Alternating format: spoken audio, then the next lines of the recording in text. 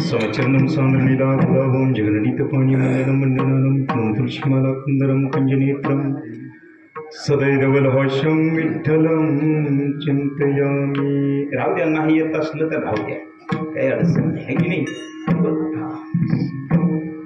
नमो जन्मभूमी नमो कर्मभूमी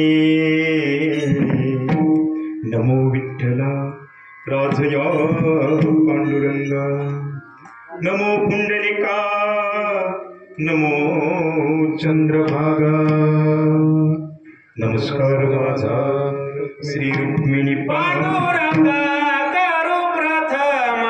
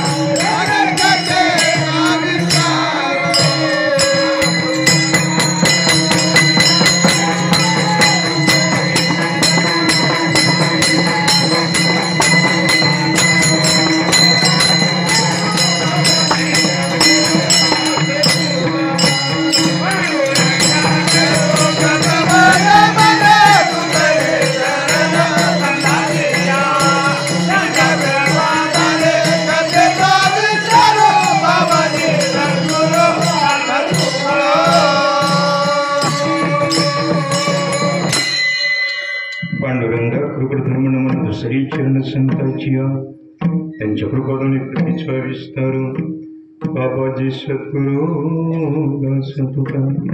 ओम नमो ज्ञानेश्वरा करुणाकरा दयाळा तुमचा अंकुर लागलो पावंड झालो चराचर. जेने पंढरी सारी खाजी अकोला धामणगाव केला